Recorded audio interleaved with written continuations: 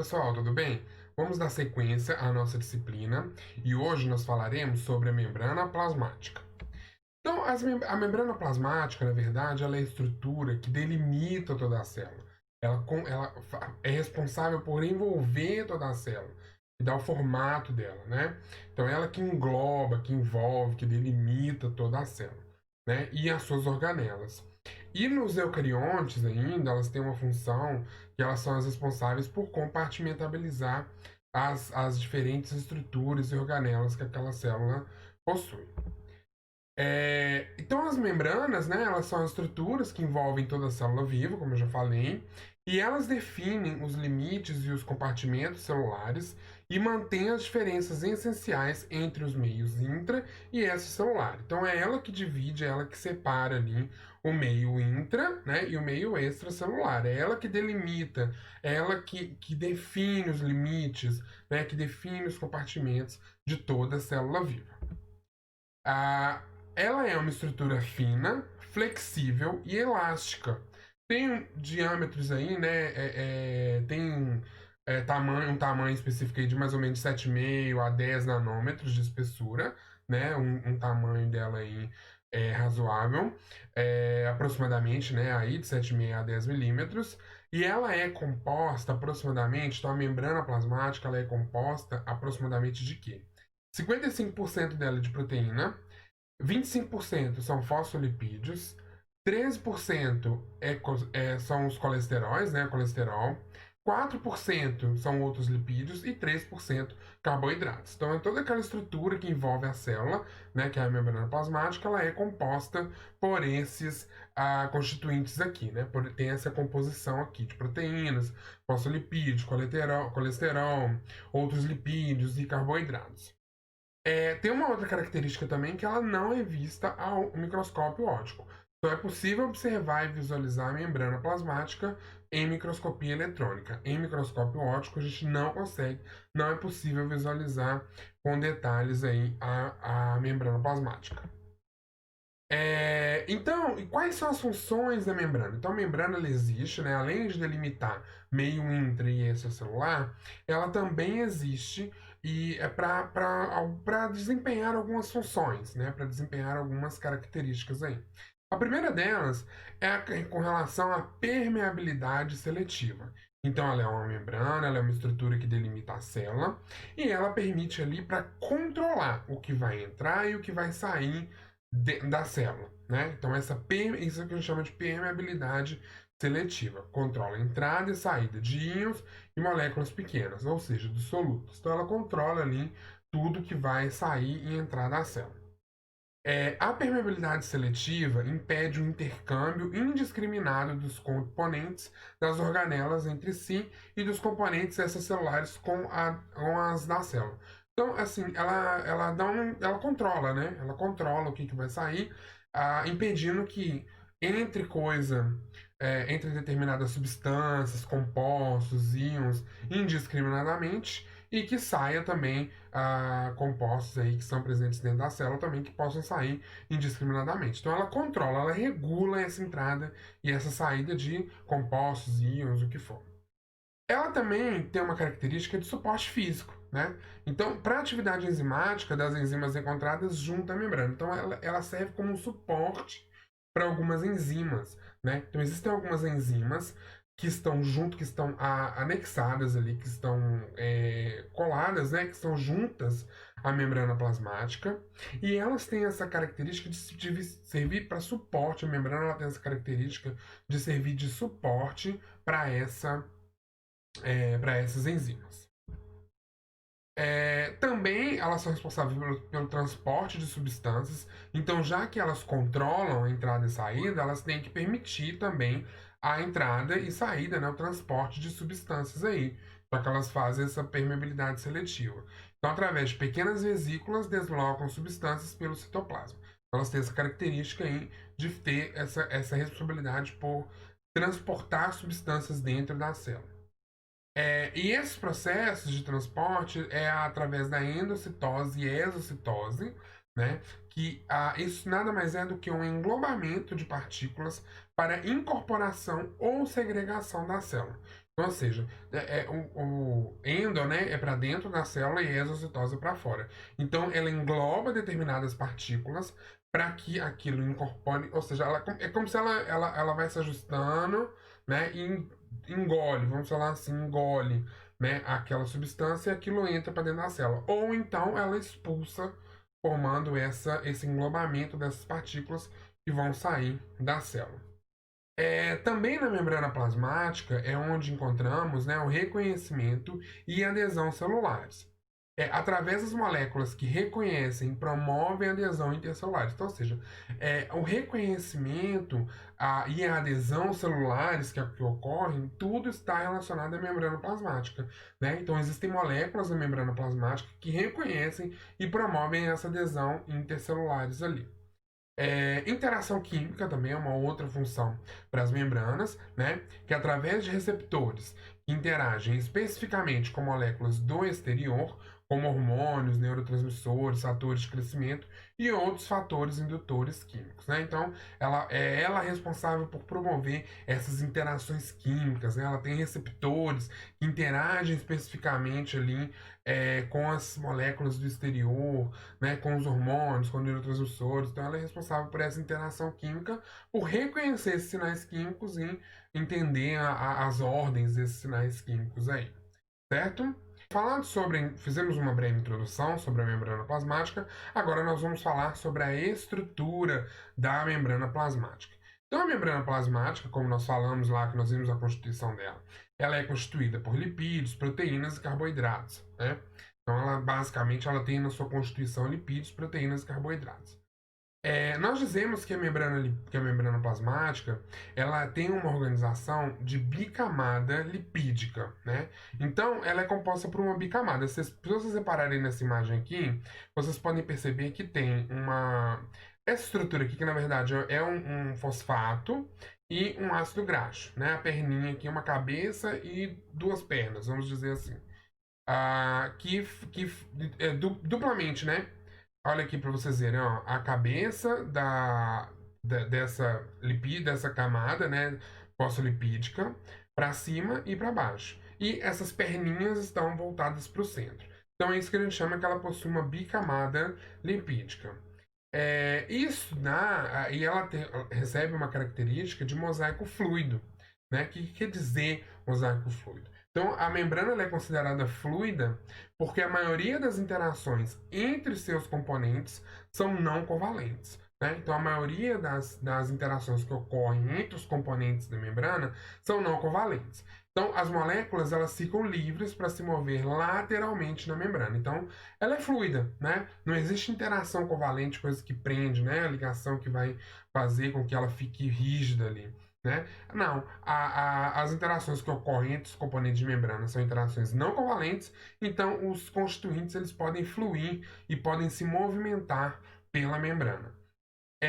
Temos também a fosfolipídico, a membrana é constituída, né, de fosfolipídios anfipáticos, que formam uma bicamada lipídica. Então, o que quer dizer isso? Tem regiões não polares dos lipídios, estão voltadas para o centro da bicamada, e regiões polares estão voltadas para o meio externo, interagindo com a fase aquosa. Então, aquelas perninhas que nós falamos, ela é que a gente falou que está voltada ali para dentro, né? As duas perninhas elas estão voltadas para dentro da camada, da bicamada, elas são regiões não polares. Então, não polares, né, ou apolares, têm a característica de serem hidrofóbicas, então elas não fazem interação com a água. E o fosfolipídio que compõe a membrana, ela tem uma camada polar, né, que é aquela camada do radical fosfato, que é uma camada polar, né, uma região polar do fosfolipídio, que então ele é hidrofílica, então ele tem a capacidade então de interagir com a água. Então o arranjo ele é dessa forma, porque justamente para que isso ocorra. Então na face externa da membrana, né, tanto na face externa como na face interna, onde vai estar em contato com o meio aquoso, a camada polar que fica arranjada. Já a camada apolar do fosfolipídio fica voltada para dentro, porque é uma região que é hidrofóbica, que não interage com a água. Então as proteínas elas estão embebidas, né, em intervalos irregulares seguras por interações hidrofóbicas entre os lipídios da membrana e suas regiões hidrofóbicas, como eu já expliquei anteriormente. Algumas proteínas estão presentes em apenas um lado, outras atravessam a membrana tendo domínios em ambos os lados. Então, ou seja, a membrana é essa camada, essa bicamada, né? Fosfolipídica, onde nós temos coisas, vamos chamar assim agora, a gente vai entender o que são essas coisas, incrustadas nela, que são as proteínas, né? Então as proteínas, ela tem coisas na superfície, coisas incrustadas assim, atravessadas nela. Existem determinadas coisas que estão atravessadas por completo, né, nessa membrana, né? Elas atravessam de fora a fora da membrana, e tem outras coisas, outras proteínas que não atravessam, elas estão presentes em apenas um lado, como a gente vai ver em algumas imagens mais para frente. Então aqui ó, nós temos aqui uma representação da membrana, da bicamada, né, de fosfolipídios. Aqui nós temos, e a gente pegou aqui nessa imagem, tem um pedacinho dele aqui, que foi colocado em destaque aqui. Então as perninhas que nós temos aqui é um lipídio, né? O lipídio, a gente sabe, já falou sobre isso. Quando a gente joga gordura, né, óleo na água, não se mistura. Então o lipídio, essa camada lipídica, ela é uma camada hidrofóbica, ela não interage com a água. Por isso que ela está voltada para dentro, aqui. Ela não vai ter contato com a água, porque a água está aqui no meio externo e no meio interno da célula. Então ela não interage com a água, né? Então por isso que ele fica voltado para o centro. E uma cabeça fosfato, né, uma parte fosfato, que é uma parte que é polar e ela é hidrofílica, ela tem afinidade. Então por isso que ela está voltada para fora, para uma região que vai ter afinidade, que vai ter contato com a água para poder interagir com a água. Então isso que é a bicamada fosfolipídica aqui. Né? Aqui, ó, aqui nós falamos ali aquilo que está incrustado na membrana, que ela é essa camada de fosfolipídios cheia de algumas coisinhas. Né? Essas coisinhas, então, são proteínas, alguns carboidratos. Ó, se vocês forem ver aqui, ó, nós temos aqui glicoproteína, que é uma proteína associada a uma glicose, a um açúcar. Nós temos aqui uma proteína, ó, que ela atravessa toda a membrana, ó, ela vai de fora a fora na membrana. E tem algumas que não. Algumas, ó, como essa aqui, elas não atravessam toda a área da membrana, né? Estão só de um lado. Então aqui nós temos várias coisinhas, ó, colesterol, que é um lipídio, glicolipídio, né, que é um lipídio associado a um açúcar, né, um canal proteico, então, ou seja, é uma camada fosfolipídica cheia de coisinhas, cheia de coisas incrustadas. Né? Então isso é a membrana, e essas coisinhas incrustadas têm funções específicas, né? Elas não estão ali por acaso. Bom, agora vamos falar sobre as propriedades da membrana. Então, quais são essas propriedades? Então, as principais propriedades da membrana são o seguinte: ela tem a simetria, né? Então, o que quer dizer essa simetria? As duas faces da membrana não possuem a mesma composição lipídica, glicídica e proteica. Então, ou seja, naquela imagem que nós vimos anteriormente, você pode reparar, a face de cima, ela tem um monte de coisinhas lá, ela tem um monte de glicídios, né, de lipídios, de proteínas, e a parte de baixo ela é diferente, ela não tem os mesmos, né? Então não tem uma simetria, né? É assimétrica, onde as duas faces não possuem a mesma composição em relação aos lipídios, proteínas, glicídios, né? E por aí vai. Os carboidratos encontram-se em geral na face externa. Então, de maneira geral, os carboidratos na membrana plasmática, os carboidratos que constituem a membrana plasmática, eles estão na face externa da membrana, eles estão na face externa. Na face interna, geralmente, não se encontram os carboidratos. Existem também cargas elétricas que se distribuem diferentemente, né? Onde nós temos a face citoplasmática, ou seja, a face interna da membrana, em geral, com maior carga negativa, e a face externa com carga positiva. Isso também é uma outra coisa importante, então tem essa diferença de carga. Então, na parte interna, né, na parte interna da membrana, nós temos essa ali na face citoplasmática, em geral, aquela que está voltada para dentro, geralmente ela tem uma carga negativa. E aquela que está voltada para fora, geralmente vai ter uma carga positiva. Né? Aqui na imagem aqui, ó, olha aqui para vocês verem, é isso que nós estamos falando, ó, a simetria. A parte de cima, ela tem essas glicoproteínas, essas cadeias, né, esses constituintes, completamente diferente aqui da face de baixo, né, da face citoplasmática, né, a face, essa outra face, né, vamos dizer assim. Em relação à carga, né, vocês podem ver aqui que nós temos a face externa, aqui ó, com a carga positiva, e a face interna com a carga negativa, desculpa. A face interna com a carga negativa e a face externa com a carga positiva. Então, essas são diferenças que são relacionadas às propriedades de membrana. Então, aqui uma outra imagem, né? Essa imagem é uma imagem mais bonita, né? Um desenho mais bonito da membrana. Onde nós temos aqui a proteína chamada proteína de reconhecimento. Então, ou seja, ela é uma proteína que ela vai servir para reconhecer, enfim, hormônios, reconhecer sinais químicos, reconhecer ataque de algum micro-organismo, enfim, proteína de reconhecimento. Né? Aqui nós temos fosfolipídio, né? Camada fosfolipídica, colesterol, o sítio ligante aqui de um receptor proteico, né? Então, olha só, aqui vendo a assimetria, né, em relação às duas faces, né? E aqui filamentos proteicos, enfim, a estrutura da membrana de uma maneira geral, né, mostrando essa assimetria que ocorre. Uma outra propriedade das membranas é em relação à fluidez, que nós já falamos do mosaico fluido, né? Que os componentes da membrana não ocupam posições definidas. Então, ou seja, elas podem se movimentar, os componentes da membrana eles podem se movimentar ali. São susceptíveis a deslocações bidimensionais de rotação ou de transição. Os fosfolipídios também podem trocar de camada no movimento chamado de flip-flop, né? Aqui, ó, nós temos a imagem aqui, ó, dos movimentos que podem acontecer. Então, esse constituinte aqui, ele é fluido, né? Ele não está preso. Ele pode se movimentar dentro da membrana ali. Pode fazer movimentos aqui para uma direção, para outra. Enfim, isso daí é indiferente. O movimento flip-flop, ele é um movimento que ocorre que é uma inversão, né? Então, aquele fosfolipídio que ele está na camada, na face externa, ele vem, troca de lugar, passa para a face interna, né? E aqui são os movimentos que podem ocorrer, né? Aqui também mostrando os movimentos, né? Nessas outras imagens aqui, a difusão lateral, rotação, ele pode rotacionar em volta de si mesmo, difusão lateral, ir para um lado e para o outro, ou nesse movimento chamado de flip-flop. A membrana também ela tem como característica o fato dela ser contínua, né? O fato da continuidade.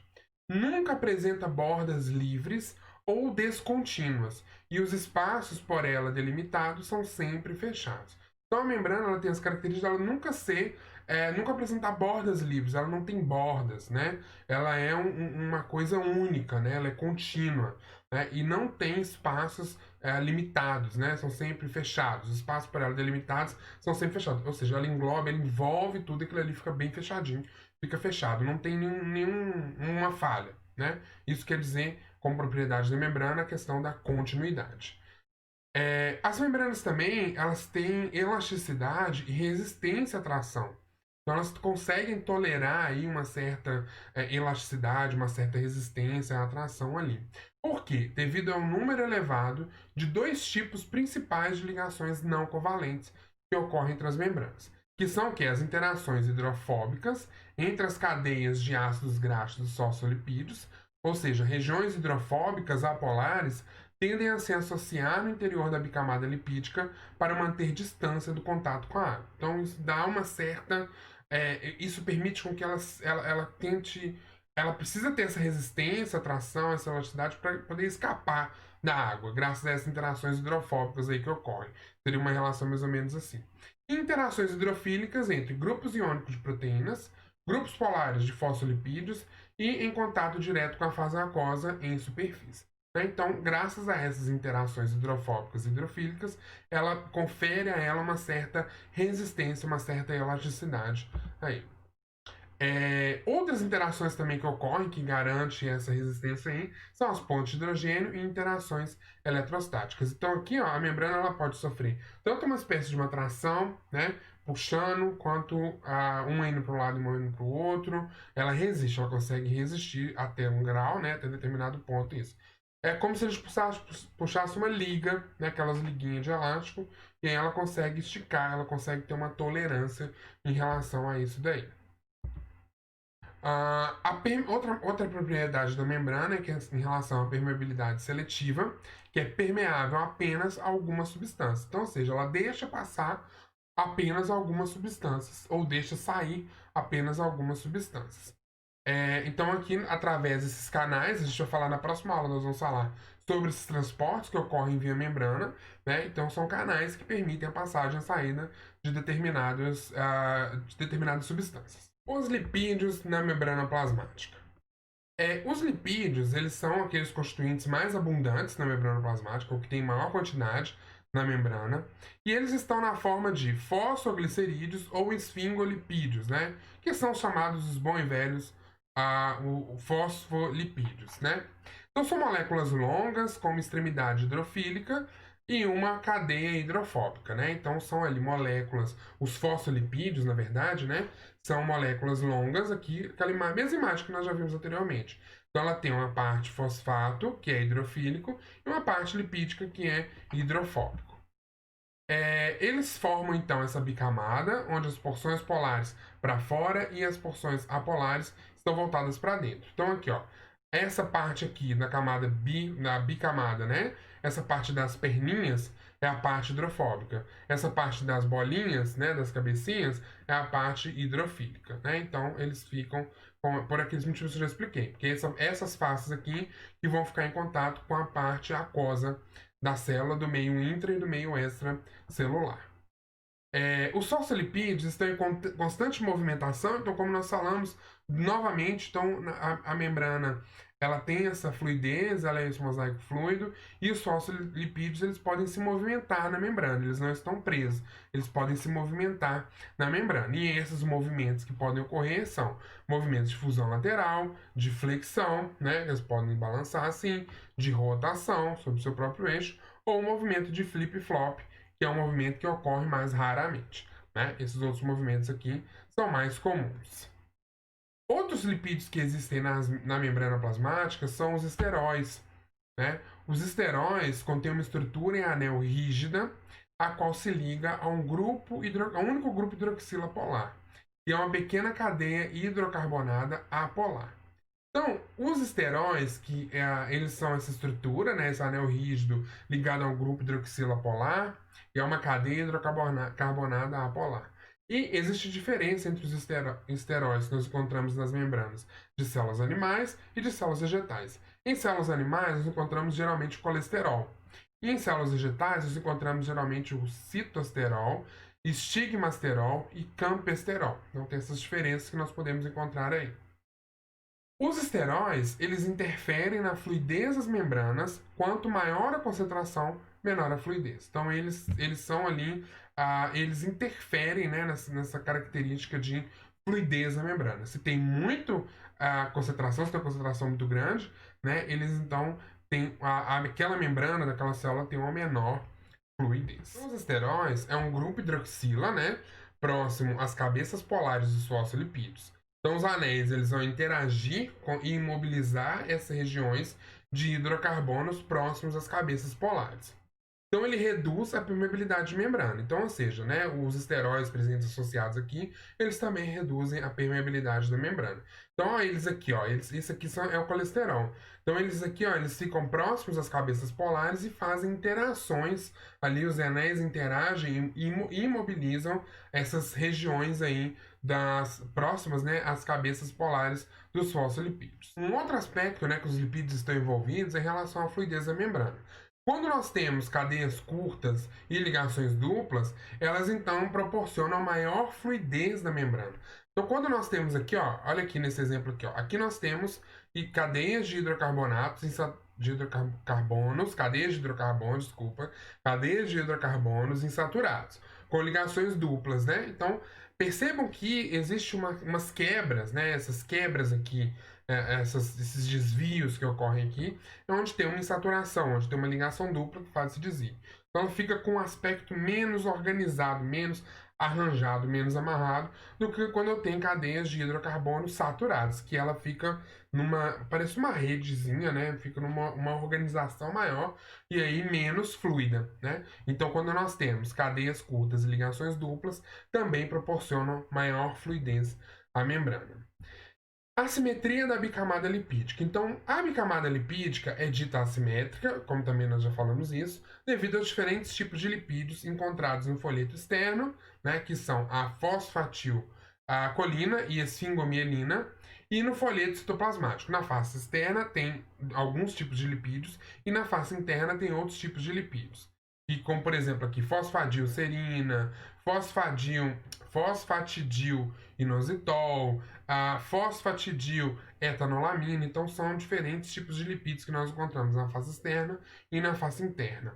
Além disso, as proteínas extrínsecas ou periféricas, que nós vamos falar quando falarmos das proteínas, são encontradas normalmente em maior frequência no folheto citoplasmático, o que acaba contribuindo para a sua assimetria, né, para ter constituintes diferentes na face externa e na face interna.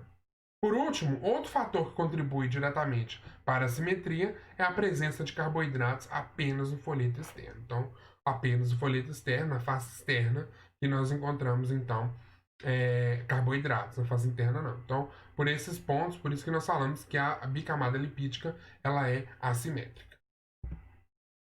Então, aqui nós temos uma imagem que retrata bem aqui, a bicamada lipídica, e nós temos aqui, cada corzinha, cada coisa diferente de cada cor é uma coisa, algo diferente, né? Então aqui nós temos os lipídios, os fosfolipídios diferentes, essas associações aqui de carboidratos, né, que estão só na face externa, né? Aqui em relação à carga elétrica, né? Enfim, mostrando essa questão da assimetria da camada lipídica. Da bicamada lipídica. As proteínas, né?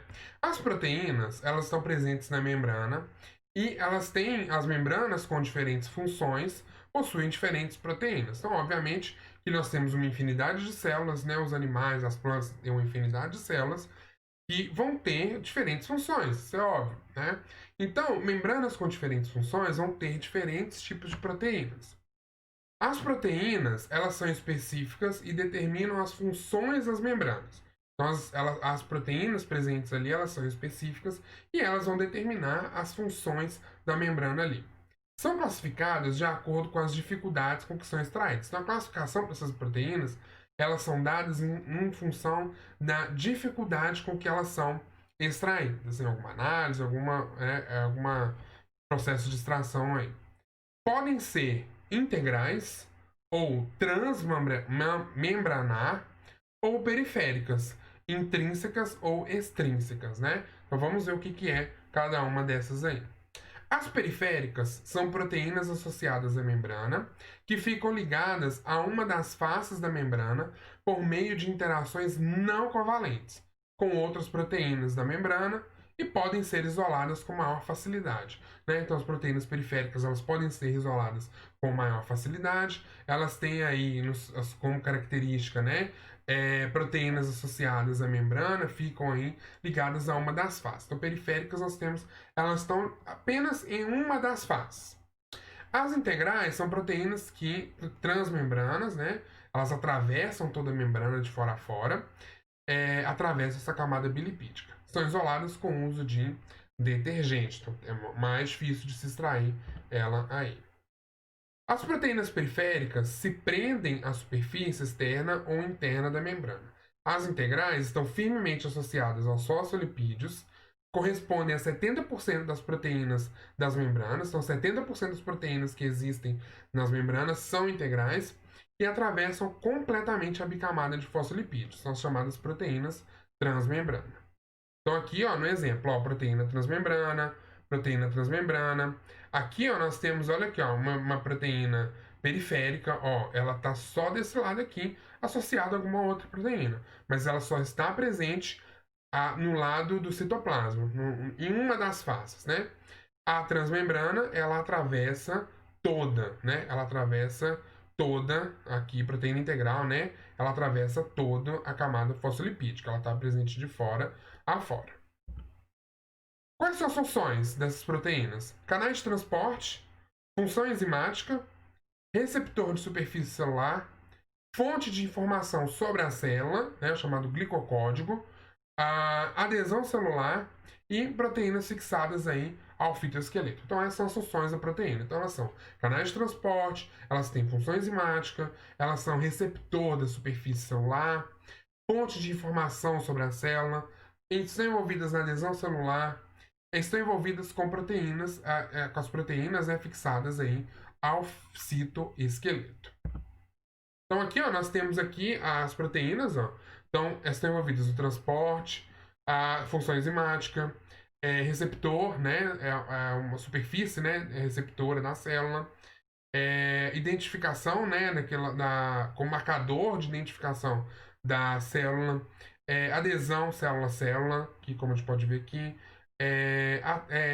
acoplamento ao citoesqueleto. Então, elas acopladas ali ao citoesqueleto graças a essas membranas, a essas proteínas que existem nas membranas.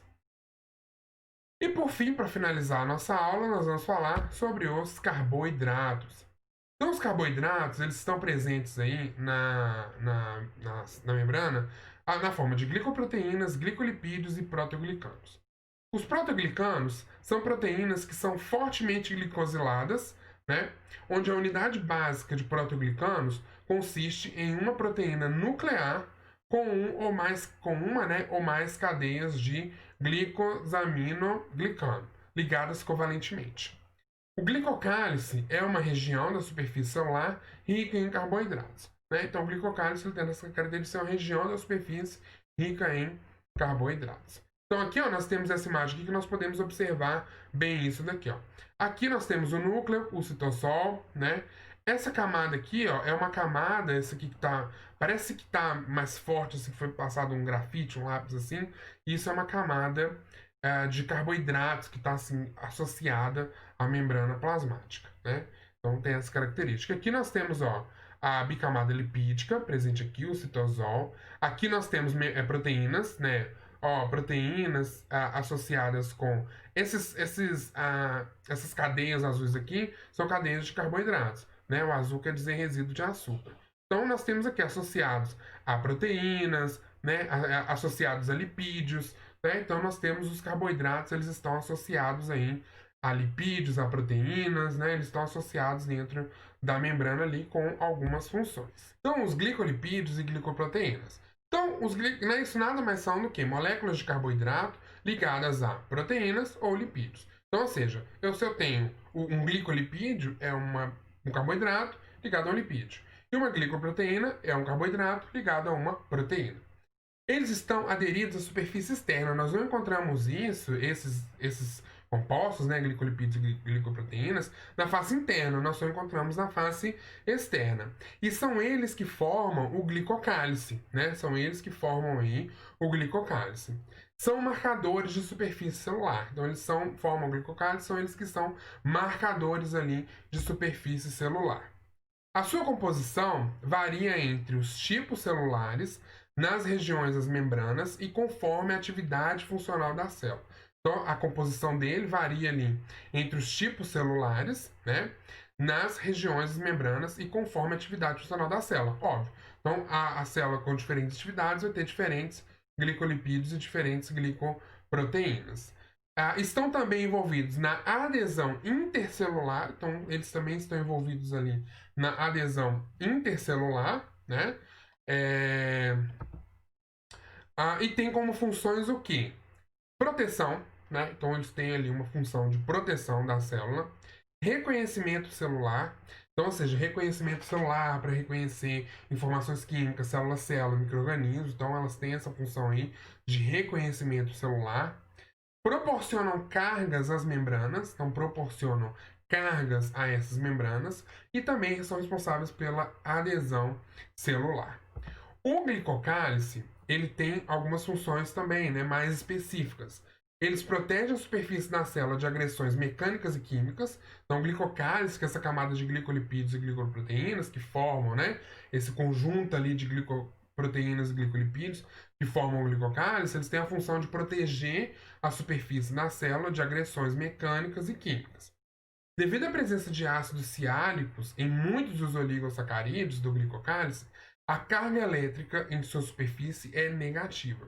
importante para as células musculares e para as células nervosas, que tem uma função aí no envio de sinais elétricos em células nervosas, né, para as células musculares também, então na passagem e saída aí de alguns íons, né, então tem uma importância muito grande essa carga elétrica presente aí no glicocálise.